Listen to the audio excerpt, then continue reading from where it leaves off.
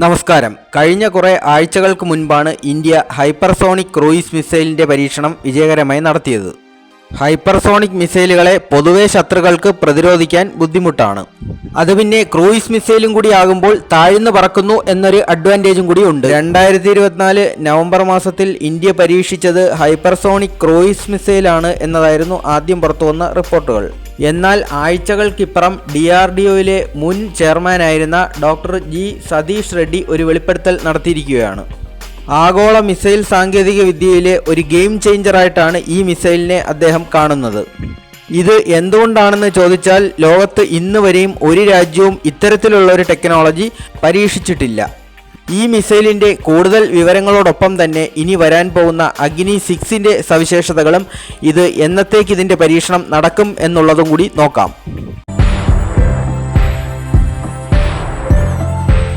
നമ്മൾ പരീക്ഷിച്ച ഹൈപ്പർസോണിക് മിസൈലിൻ്റെ കാര്യത്തിലേക്ക് വരികയാണെങ്കിൽ ഇതൊരു ഹൈബ്രിഡ് മിസൈലാണെന്നാണ് ഡോക്ടർ സതീഷ് റെഡ്ഡി പറഞ്ഞിരിക്കുന്നത്. അതായത് ബാലിസ്റ്റിക് മിസൈലിൻ്റെ വേഗതയും ക്രൂയിസ് മിസൈലിൻ്റെ ചടുലതയും സംയോജിപ്പിച്ച് നിർമ്മിച്ചെടുത്ത ഒരു മിസൈൽ.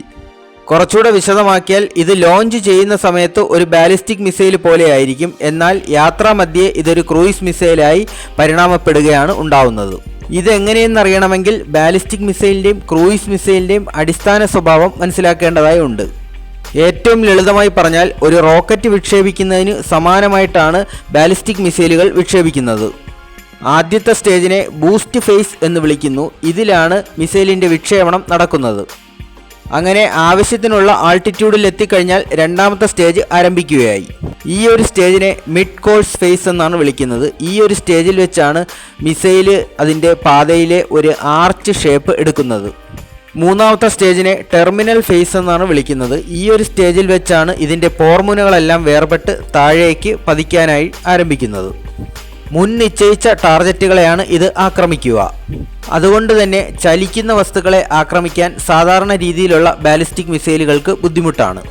ബാലിസ്റ്റിക് മിസൈലുകളുടെ ഒരു നേട്ടമെന്നുള്ളത് വളരെ ദൂരത്തുള്ള ടാർഗറ്റുകളെ പോലും ആക്രമിക്കാൻ കഴിയുന്നു എന്നുള്ളതാണ്.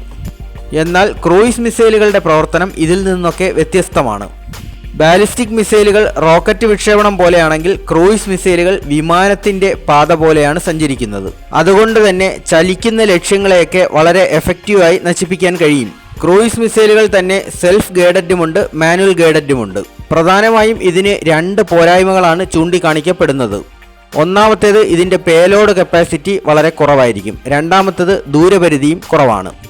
പിന്നെയുള്ളത് മിസൈൽ പ്രതിരോധ സംവിധാനത്തിന് ഇതിനെ താരതമ്യേന എളുപ്പത്തിൽ പ്രതിരോധിക്കാൻ കഴിയുന്നു എന്നതാണ്. രണ്ട് മിസൈലുകൾക്കും അതിൻ്റേതായ ഗുണങ്ങളുമുണ്ട്, ദോഷങ്ങളുമുണ്ട്. അതുകൊണ്ടാണ് രണ്ടിൻ്റെയും ഗുണങ്ങൾ പരമാവധി ഉപയോഗപ്പെടുത്തിയും രണ്ടിൻ്റെയും ദോഷങ്ങൾ പരമാവധി ഒഴിവാക്കിയും ഒരു ഹൈബ്രിഡ് മിസൈൽ വികസിപ്പിച്ചെടുത്തത്. ദേവന്റെ പുണ്യവും അസുരന്റെ വീര്യവും എന്നൊക്കെ പറയുന്നത് പോലെ ഇത്തരത്തിലുള്ളൊരു ഹൈബ്രിഡ് മിസൈൽ ഇന്ത്യ അല്ലാതെ ലോകത്ത് മറ്റൊരു രാജ്യവും വികസിപ്പിച്ചെടുത്തതായി എങ്ങും റിപ്പോർട്ടുകൾ കാണുന്നില്ല. നമ്മൾ വികസിപ്പിച്ചെടുത്ത ഈ മിസൈൽ ഒരു ബാലിസ്റ്റിക് മോഡിലായിരിക്കും ലോഞ്ച് ചെയ്യുക.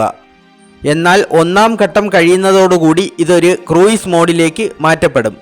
ബാലിസ്റ്റിക്കിൻ്റെയും ക്രൂയിസിൻ്റെയും അനുകൂല ഗുണങ്ങൾ സംയോജിപ്പിച്ച് നിർമ്മിച്ചിരിക്കുന്നതിനാൽ തന്നെ ഇതിനെ പ്രതിരോധിക്കാൻ ലോകത്തുള്ള ഒട്ടുമിക്ക മിസൈൽ പ്രതിരോധ സംവിധാനങ്ങൾക്കും ഏറെക്കുറെ അപ്രാപ്യമായിരിക്കും എന്നാണ് വിലയിരുത്തൽ.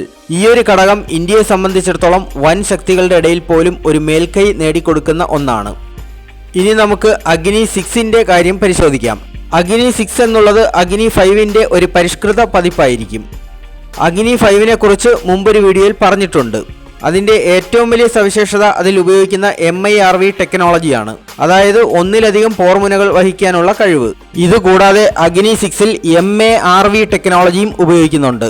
മാന്യൂറബിൾ റീഎൻട്രി വെഹിക്കിൾ. അതായത് ഇതിൻ്റെ പോർമുനകൾക്ക് ആവശ്യാനുസരണം സഞ്ചാരപാതയിൽ വ്യതിയാനം വരുത്താൻ കഴിയും. ഇതുകൊണ്ടുള്ള ഒരു ഗുണം എന്താണെന്ന് വെച്ചാൽ സഞ്ചരിക്കുന്ന ടാർഗറ്റുകളെ ഇതിന് ആക്രമിക്കാൻ കഴിയും. അതുപോലെ തന്നെ പ്രതിരോധ മിസൈലുകളെയും ഇതിന് കബളിപ്പിക്കാൻ കഴിയും. പിന്നെ അഗ്നി 6നെ കുറിച്ച് എടുത്തു പറയേണ്ട ഒരു കാര്യം ഇതിൻ്റെ റേഞ്ചാണ്. ഇന്ത്യയിലെ ഏറ്റവും റേഞ്ച് കൂടിയ മിസൈലായിരിക്കും ഇത്. 12,000 കിലോമീറ്ററൊക്കെ വരാൻ സാധ്യതയുണ്ടെന്ന് അറിയുന്നു. ഇതിൻ്റെ ടെസ്റ്റിംഗ് കഴിഞ്ഞാൽ പോലും യഥാർത്ഥ റേഞ്ച് പുറത്തുവിടില്ല എന്നതാണ് സത്യം. കാരണം അഗ്നി 5ൻ്റെ യഥാർത്ഥ റേഞ്ച് ഇന്നും ഒരു സൈനിക രഹസ്യമായി സൂക്ഷിക്കപ്പെടുന്നു. 12,000 കിലോമീറ്ററൊക്കെ റേഞ്ച് എന്ന് പറയുമ്പോൾ ചൈനയുടെ ഏത് മുക്കിലും മൂലയിലും എത്തപ്പെടാൻ കഴിയും. സാധാരണ ബാലിസ്റ്റിക് മിസൈലുകൾക്ക് 3 ഫേസ് ആണുള്ളത്. അത് ഏതൊക്കെയാണെന്ന് ഞാൻ നേരത്തെ പറഞ്ഞു. എന്നാൽ അഗ്നി 6 പോലുള്ള പരിഷ്കൃത ബാലിസ്റ്റിക് മിസൈലുകൾക്ക് 4 ഫേസ് കാണും. 4ാമത്തെ ഫേസ് അറിയപ്പെടുന്നത് പോസ്റ്റ് ബൂസ്റ്റ് ഫേസ് എന്നാണ്. ഈ ഒരു ഘട്ടത്തിലാണ് ഞാൻ നേരത്തെ പറഞ്ഞ MARV ടെക്നോളജി പ്രവർത്തിക്കുന്നത്. അഗ്നി 6ന്റെ പരീക്ഷണം 2025 അല്ലെങ്കിൽ ഏറിയാൽ 2026 തന്നെ നടക്കുമെന്നാണ് അറിയുന്നത്. DRDOയ്ക്ക് വിജയാശംസകൾ. ജയ് ഹിന്ദ്.